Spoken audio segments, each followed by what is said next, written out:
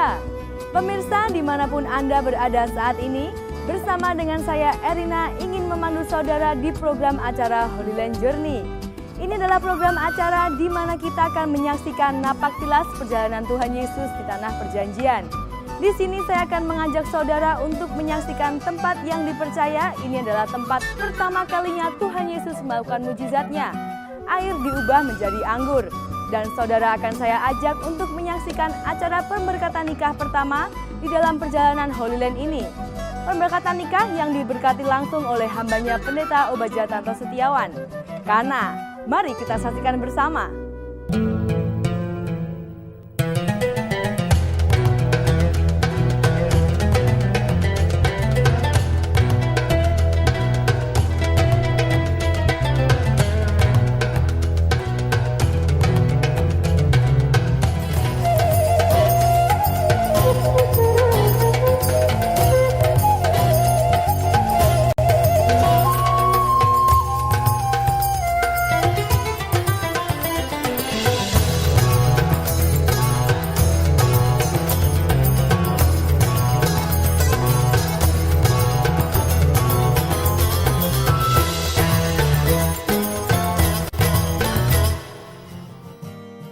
Kana, terdapat 3 dari 4 tempat yang dinyatakan dan memiliki nama Kana berdasarkan perjanjian lama.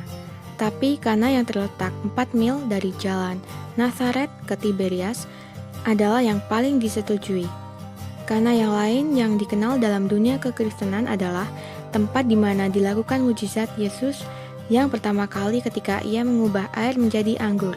Yesus di Kana yang di Galilea sebagai yang pertama dari tanda-tandanya, dan dengan itu ia telah menyatakan kemuliaannya dan murid-muridnya percaya kepadanya. 2 gereja yang dibangun di Kana untuk memperingati mujizat pertama ini. Saudara, berjumpa kembali dengan rombongan tur Holy Land yang dipimpin oleh Bapak Pendeta Obadjah Tanto Setiawan. Saat ini kita sedang berada di Kana, di mana Tuhan Yesus mengadakan mujizat air menjadi anggur. Dan kita sekarang rombongan berada di depan gereja. Sebentar lagi kita akan memasuki ruangan ibadah ini dan beribadah bersama-sama. Tapi ada satu hal yang lebih penting, yaitu di sini ada pemberkatan nikah Saudara Yeremia dan Fang Fang. Pemberkatan nikah secara resmi di gereja di Kana. Dan nanti kita akan melihat prosesi pemberkatan nikah massal juga, pemberkatan nikah, pemulihan keluarga di tempat ini.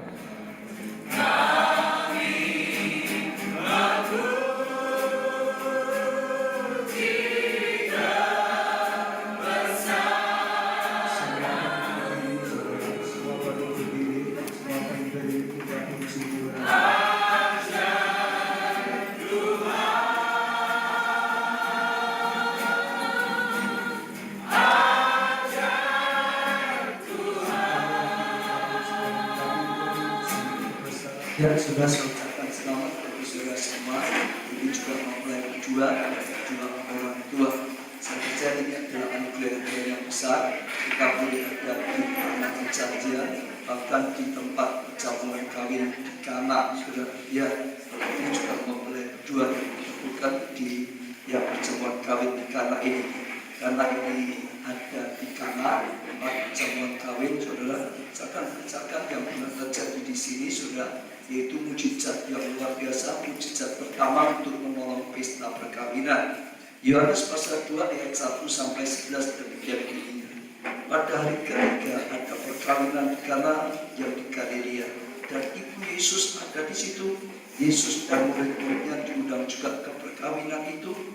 Ketika mereka kekurangan anggur, ibu Yesus berkata kepadanya, mereka kehabisan anggur. Kata Yesus kepadanya, mau apakah engkau daripadaku itu saatku belum tiba? Tetapi ibu Yesus berkata kepada pelayan-pelayan, apa yang dikatakan padamu, buatlah itu. Di situ ada 6 tempayan yang disediakan untuk pembasuhan menurut adat orang Yahudi. Masing-masing isinya 2-3 kayu.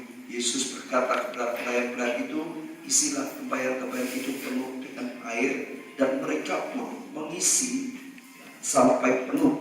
Lalu kata Yesus kepada mereka, sekarang cedoklah dan bawalah kepada pemimpin pesta. Lalu mereka pun membawanya. Setelah pemimpin pesta itu mengecap air yang telah menjadi anggur itu, dan ia tidak tahu dari mana datangnya, tetapi pelayan-pelayan yang mencedok air itu mengetahuinya.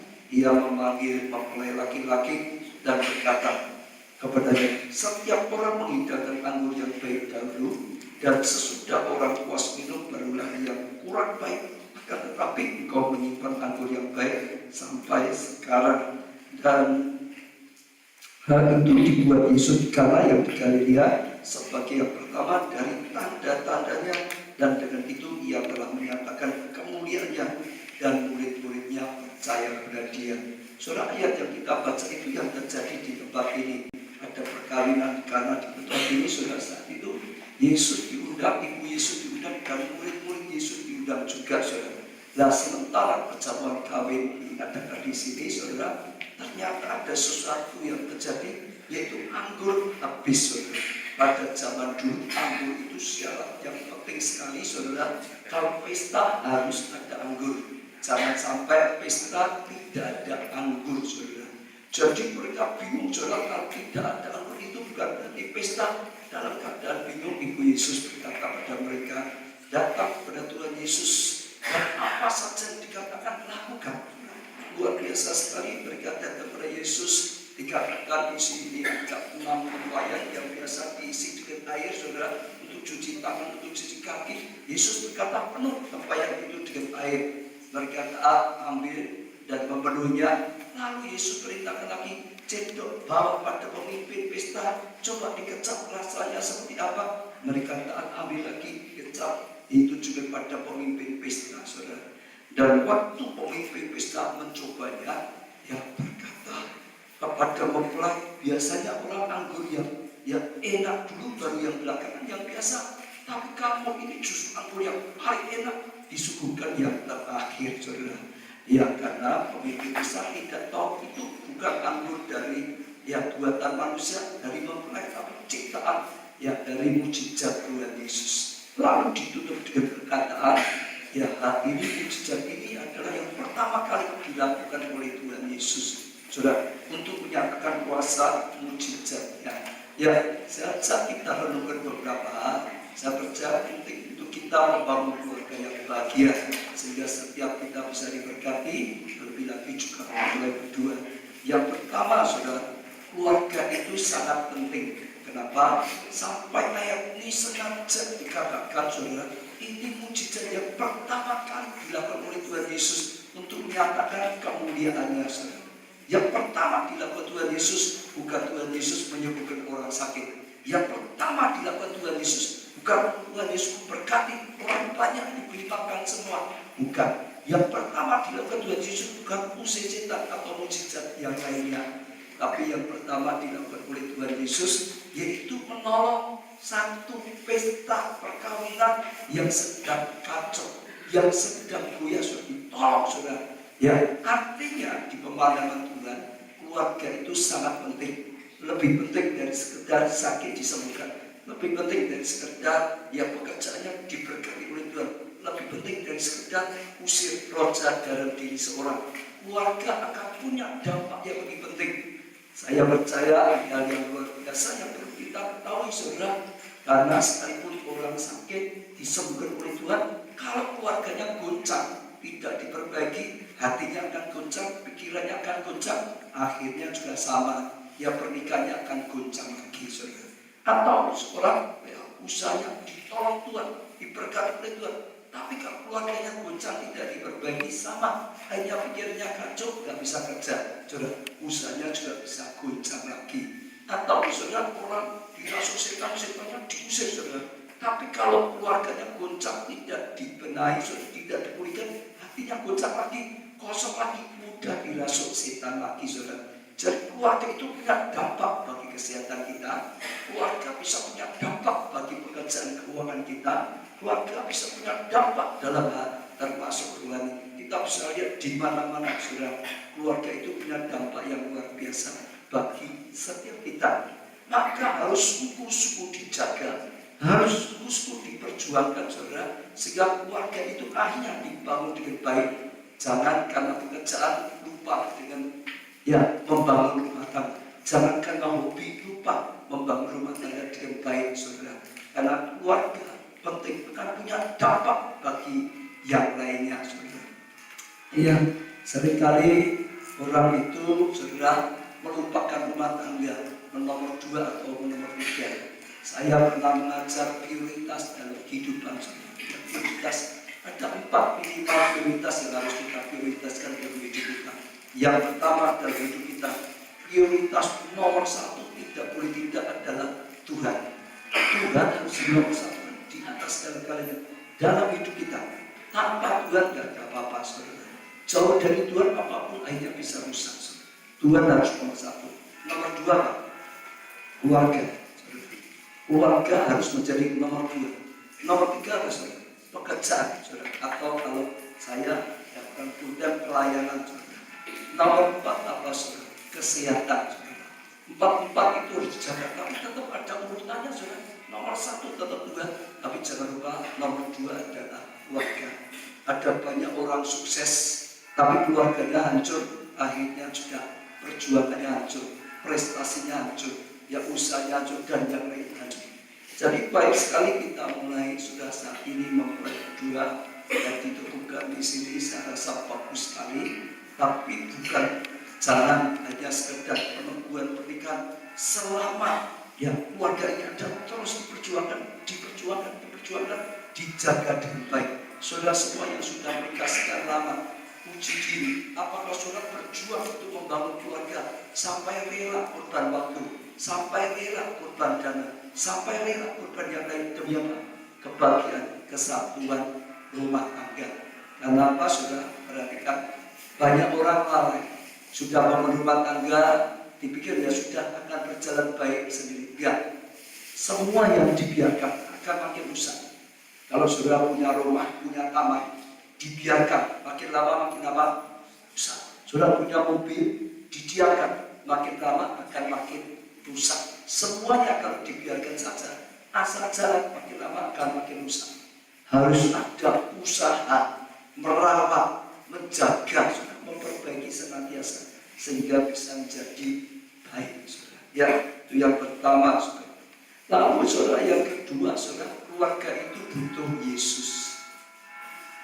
Saat mereka ada pesta perkawinan, saudara, ternyata tiba-tiba anggurnya habis. Saat itu tempat ini daerah yang kecil, saudara, orangnya nggak banyak, tiba-tiba butuh anggur yang banyak untuk ya menjamin mereka nggak bisa dapatkan, saudara. Nggak tahu bagaimana bisa dapat anggur, saudara. Ya, bahkan tidak disangka-sangka bisa kehabisan anggur, saudara. Sebab ada ketua panitia, artinya dulunya mungkin sudah dipersiapkan sedemikian rupa, tapi ternyata bisa, ya saudara, juga kekurangan, saudara. Dalam hidup kita kadang-kadang bisa terjadi hal yang tidak pernah kita sangka-sangka, tiba-tiba bisa terjadi. Dalam hidup kita, dalam rumah tangga kita, kadang-kadang bisa terjadi hal-hal yang di luar kemampuan kita. Gak mungkin kita bisa mengatasinya seperti yang mereka. Ya, beruntung mereka mengundang Yesus dalam pernikahan mereka, sehingga saat mereka sudah kekurangan, masih ada Tuhan Yesus yang menolong mereka. Sehingga saat ada masalah, sehingga saat ada goncangan yang terjadi yang tidak bisa diatasi oleh mereka, ada Tuhan Yesus yang menolong mereka. Jadi juga jangan lupa senantiasa undang Tuhan Yesus dalam pernikahan ini, undang Tuhan Yesus dalam keluarga kita masing-masing. Jadikan dia Tuhan, jadikan dia penolong kita, jadikan dia segala-galanya. Ya, dia yang menjadi jaminan, saudara. Itu nomor 2. Nomor 3, saudara, saat ada pergumulan, saat ada masalah, cari petunjuk dari Tuhan. Kadang-kadang dalam keluarga kita berkata sudah jadi orang Kristen, sudah ke gereja, sudah undang Tuhan, tapi waktu ada masalah bukan cari Tuhan.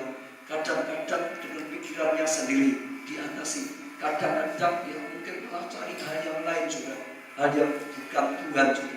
Didatangi untuk cari petunjuk, cari pertolongan juga. Kadang-kadang bisa perbintangan, kadang-kadang orang pintar, kadang-kadang apapun lah. Tapi hari ini biar kita petik pelajaran yang terjadi di tempat ini. Waktu mereka mengalami masalah, datang kepada Yesus. Datang kepada Yesus. Maria berkata, datang kepada Yesus. Bahkan Maria pesan, apa saja yang dikatakan, apa saja yang dikatakan, lakukan. Karena apa? Maria yang paling tahu siapa Yesus. Dia yang didatangi malaikat bahwa dia akan mengandung Sang Mesias, Allah dilahirkan jadi manusia untuk jadi juru selamat. Dia yang mengandung, dia yang melahirkan, dia yang merawat sejak dari bayi sampai besar. Dia tahu siapa Yesus. Yesus adalah Tuhan sendiri yang rela dilahirkan sebagai manusia, saudara, untuk menyelamatkan kita. Maka dia berkata dan kepada Yesus, minta pertolongannya, minta petunjuknya. Kalau sudah diberi petunjuk, apapun petunjuknya dilakukan. Masuk akal, tidak masuk akal, harus dilakukan, saudara. Sulit atau tidak sulit, harus dilakukan, saudara. Karena itu kunci mujizat. Dan waktu mereka datang kepada Yesus, Yesus berkata, ambil air, isi tempayan ini dengan air, saudara. Nah, saudara, dengan perintah Yesus saat itu, saudara, yang dikatakan tempat ini, itu nggak masuk akal. Mereka sedang butuh apa? Air anggur. Untuk apa, saudara? Diminum, betul ya? Tempayan itu kalau orang Yahudi di rumah di mana ada, itu adalah itu apa? Cuci tangan, cuci kaki. Butuhnya, saudara, air anggur untuk diminum. Tapi disuruh ambil air untuk cuci tangan, cuci kaki. Biasanya seolah-olah petunjuk Tuhan itu nggak ada kaitannya, tak masuk akal. Tapi dengan masuk akal, nggak masuk akal, lakukan. Karena saudara, akal kita terbatas. Kadang-kadang kita tidak tahu kenapa Tuhan nyuruh itu. Karena Tuhan butuh airnya akan dipakai menjadi mujizat, sarana mujizat untuk menciptakan anggur. Tapi melainkan nggak tahu, saudara. Seringkali juga sama dalam hidup kita, banyak hal yang tidak kita ketahui. Perintah Tuhan, kenapa harus begini, kenapa harus begitu. Tapi belajar, lakukan. Bahkan saudara, setelah dilakukan diisi air, saudara, ya diperintahkan lagi cedok berikan pada pemimpin. Itu perintah yang mengandung risiko, saudara. Karena pemimpin pesta sedang bingung dari mana dapat anggur. Kalau mereka ambil air yang mereka ambil sendiri bawa pada pemimpin pesta, tidak jadi mujizat. Mereka bisa dimarahi, mungkin bisa dipukul, mungkin bisa di PHK. Jadi perintah Tuhan yang kedua ini risiko, punya risiko untuk kalau kita. Dalam hidup kita juga sama. Perintah Tuhan kadang risiko. Ya, diperlakukan kejam, saudara. Mengampuni kata Tuhan. Tuhan, nanti kalau saya lebih diinjak lagi gimana? Kadang-kadang risiko diterapkan bagaimana? Kadang-kadang perintah Tuhan itu risiko, saudara. Kekurangan disuruh memberi lo, tidak masuk akal, tapi kekurangan risiko, saudara. Banyak firman Tuhan kadang-kadang sepertinya kalau kita mau taat itu bahaya, risiko. Ya kalau jadi mujizat, kalau nggak jadi gimana nanti? Malah lebih berat lagi. Saudara dengar, kalau pelayan tidak berani taat, tidak pernah ada mujizat. Masalah tetap masalah. Dan perkawinan itu akan diakhiri dengan sangat memalukan. Diakhiri dengan sangat-sangat, saudara, penderitaan, saudara. Tapi saya bersyukur mereka berani percaya, mereka berani lakukan, akhirnya terjadi mujizat. Nah, seperti itu suatu yang luar biasa, yang penting sekali, saudara. Jadi apapun, kalau perintah pada suami, si istri yang hormati, tunduk pada suamimu. Masuk akal, enggak masuk akal, lakukan. Kita enggak melakukan, rumah tangga saudara akan pulih. Saudara berani melakukan, sekalipun tidak masuk akal, sekalipun berat, akan membuat pemulihan rumah tangga. Untuk mempelai berdua, untuk kita semua yang ada di sini, saudara. Lalu yang terakhir saja di sini yang paling penting adalah mintalah kasih yang daripada Tuhan. Setiap manusia kita bisa mengasihi, tapi kasih kita itu seringkali bersyarat. Kalau dia baik, ya aku akan baik dengan dia. Kalau dia jahat, aku nggak mau mengasihi dia. Kalau dia setia, aku mau setia. Kalau dia nggak nyeleweng, aku akan mengasihi dia. Tapi kalau dia nyeleweng, aku nggak mau mengasihi dia. Kalau dia nggak kasar tangan, aku mengasihi dia. Tapi kalau dia kasar tangan, aku nggak mau mengasihi dia. Itu kasih manusia. Tapi kasih Tuhan itu adalah kasih tanpa syarat. Sekalipun kita manusia sudah berbuat dosa, sekalipun kita manusia sudah melakukan banyak hal, sampai tidak bisa dihitung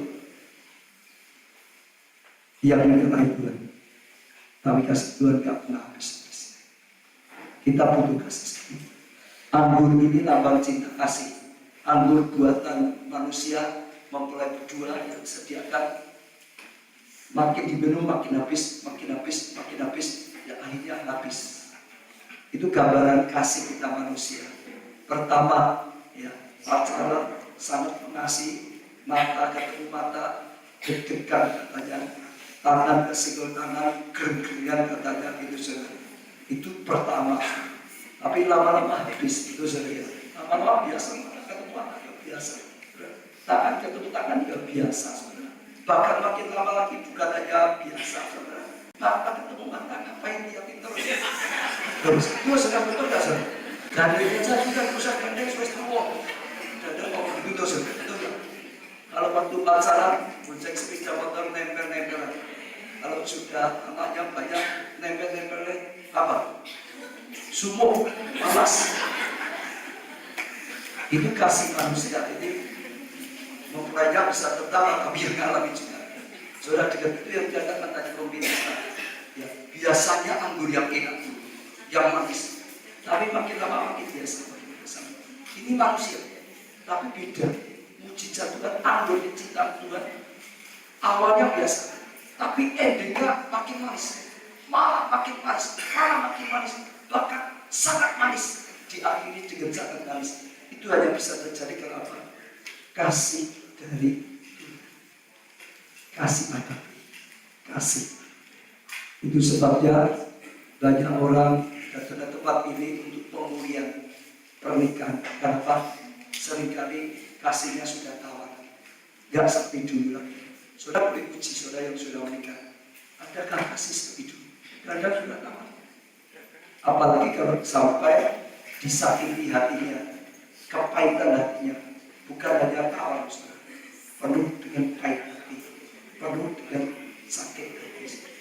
Hari ini, saudara sudah datang di sini semua, kita perlu pemulihan, anggur baru, hati yang baru, kasih yang baru dari Tuhan, yang khusus yang mulai berdua, karena yang kasih akan terus mempersatukan dan menyempurnakan. Saya tutup dengan satu ayat. Kolose 3 ayat 14 sudah dilihat baik.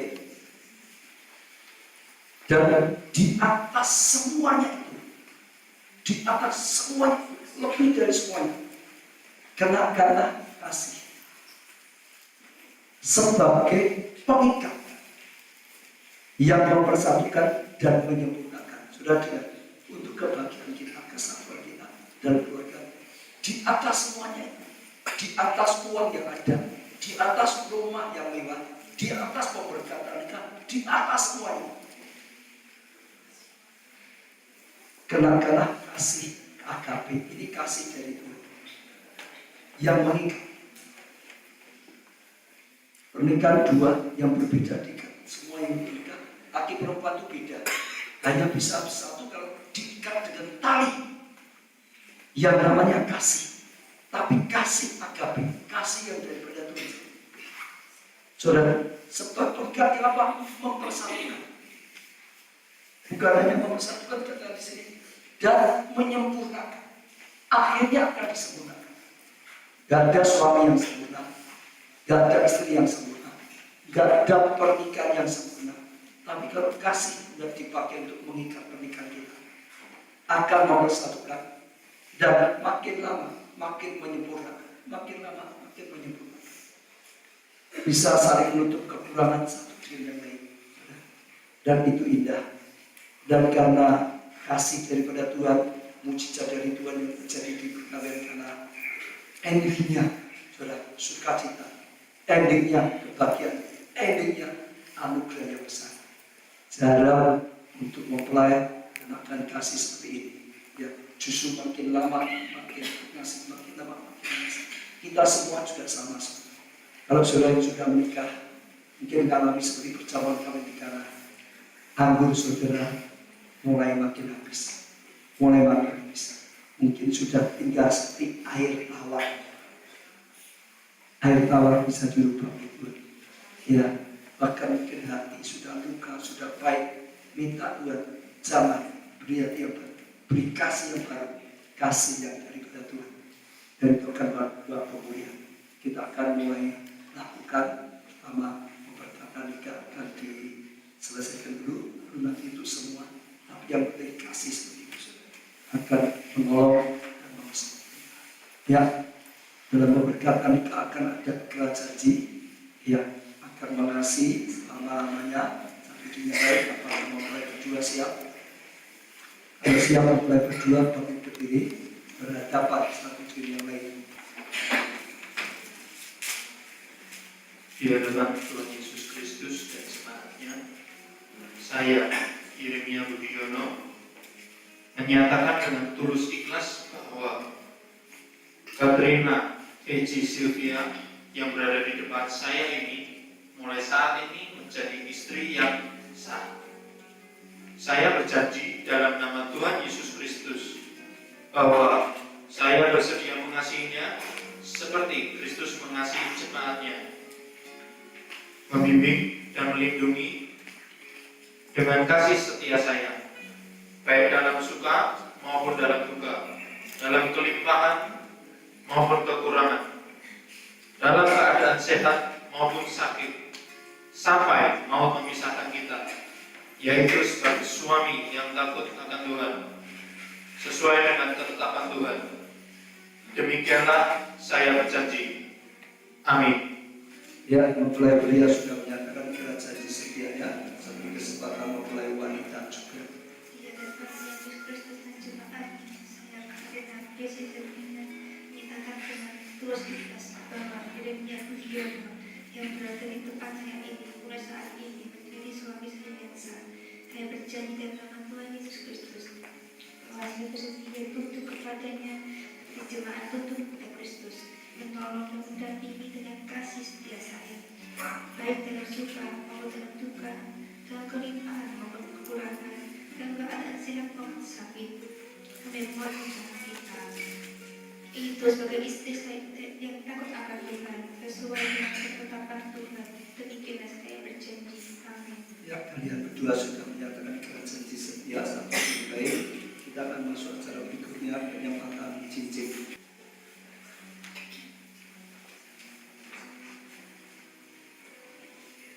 Ya, cincin ini juga merupakan ikatan kawin antara Tuhan. Ya, seperti tadi hanya bedanya bergerak ada suara yang dengar, tidak ada benda yang dilihat. Sebaliknya cincin ini tidak ada suara yang dengar, tapi ada benda sebagai bukti. Cincin dibuat dari emas, lambang kemudian ketulusan. Sungguh-sungguh mau mengasihi dengan tulus, murni membangun rumah tangga yang bahagia. Lalu cincin dibuat meninggal, artinya tidak ada ujung pangkalnya. Cinta seperti ini harus selama-lamanya sepanjang kehidupan Anda berdua. Saya serahkan pada mempelai pria. Kenakan cincin ini bertemu dengan wanita sebagai tanda cinta kasih dan mengasihinya dengan kasih yang tulus dan seumur hidup akan mengasihinya dengan kasih yang murni.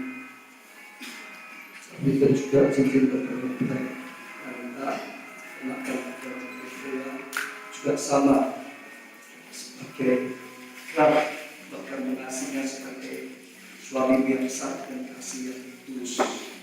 Kalian berdua sudah mengatakan satu dengan yang lain.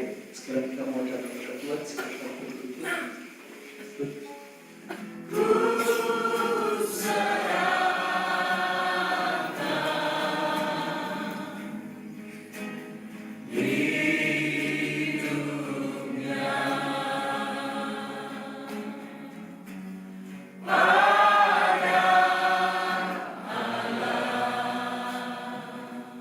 Dalam nama Tuhan Yesus Kristus, aku terbuka, aku berkati pernikahan ini. Jadilah pernikahan yang kudus, pernikahan yang diurapi oleh Tuhan, pernikahan yang ditahirkan Tuhan, pernikahan yang diberkati oleh Tuhan. Sejak saat ini dan seterusnya, ialah berkat-berkat yang turun atas keluarga yang baru. Segala berkat yang disediakan oleh Tuhan turun dalam keluarga yang baru ini.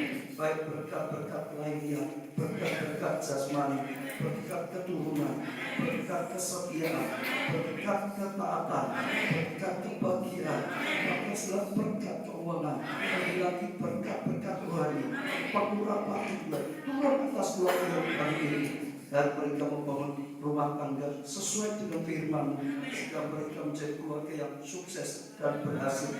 Terima kasih Tuhan, hamba-Mu sudah teguhkan, berkati pernikahan ini, jadilah pernikahan yang kudus, yang diurapi oleh Tuhan, yang sukses dan bahagia, karena dibangun sesuai dengan firman Tuhan, dan karena Tuhan yang mengurapi, karena Tuhan yang memberkati mereka, Tuhan senantiasa menjadi penolong mereka. Terima kasih Tuhan, dalam nama-Mu Tuhan Yesus Kristus, kami sudah teguhkan dan berkati pernikahan ini. Terima kasih. Amin. Jatuh cinta kepadamu. Kasih akan cinta Tuhan Yesus akan terus mengalir dalam keluarga ini dan kehidupan Selamanya. firman Tuhan sehingga boleh menjadi keluarga yang sukses dan berhasil.